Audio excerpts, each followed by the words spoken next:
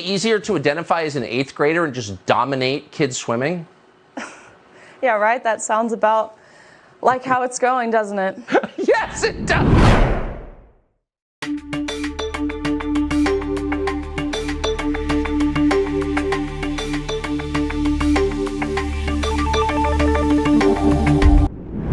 So William Thomas was a college swimmer. He was pretty good. Then he decided, pretty smart, to identify as a woman, and he became great.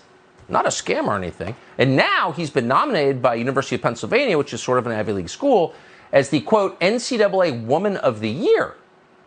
So here you have a man competing in women's swimming competitions and getting awarded for it.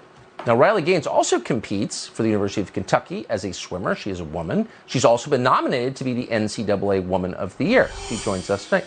Riley, thanks so much for coming on. Would it just be easier to identify as an 8th grader and just dominate kids swimming? Yeah, right? That sounds about like how it's going, doesn't it? Yes, it does. I'm sorry to make fun of it, but I don't know what else to say. How do you feel? You've been nominated. That's what it is. Yeah. That's exactly what it is. It's a mockery. That's what this whole thing has turned into. Something we've, as female athletes, dedicated our whole lives to. It's Yes. something that people are laughing at. It's an insult. It's incredibly disheartening. And quite frankly, it's wrong. Well, especially since swimming is, I ask any swimmer, has got to be the most painful of all sports. I mean, pain tolerance is one of the key qualifications for collegiate swimming, right? The ability to endure a lot of suffering in the pool. So you spent years enduring this, and some guy jumps ahead of you. I mean, are you bitter about it? I mean, we have an NCAA Woman of the Year who spent 95% of their life as a male. It doesn't add up. It's incredibly just insulting. Think of all the athletes at UPenn, the deserving female athletes who did not get this nomination, and Thomas did after quite literally only 1 year. Woman of the Year, it makes sense because it's been 1 year Thomas has spent as a female. And so, yeah, it's insulting. It's a punch in the gut. It's a slap to the face, and it's a total regression of what Title IX stands for. And ironically enough, I brought this. It's a letter I got from the NCAA today. I got it actually as I was walking out of the door to come to the studio, but I picked it up.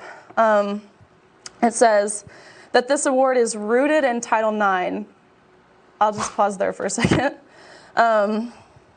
It's rooted in Title IX, and as the 50th anniversary of Title IX, this year's NCAA Woman of the Year award provides an important opportunity to honor incredible women and reflect on the impact of women on intercollegiate sports. And I just read this, and honestly, like you said, I just laughed because that's what we're doing at this point, is laughing at women. It's funny because obviously the University of Pennsylvania is a joke and has been for a while. Most people don't know that yet. Do you find it interesting that that Kentucky, where you go, has taken a stand for biology, where this, quote, Ivy League school is taking a stand against biology? Yeah, for sure. I think it says something about the Southeastern Conference. Yeah. It says a lot, obviously, about the Ivy League, but for them to nominate me, obviously, at the University of Kentucky, we have amazing female athletes.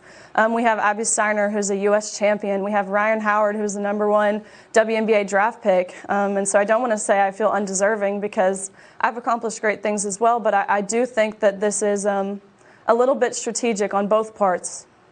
Yeah. I think the takeaway for parents is if you have a choice between sending a kid to Penn or Kentucky, choose Kentucky in a second. Well, I appreciate you coming on. We are rooting for you. Riley Gaines, good to see you. Thank you.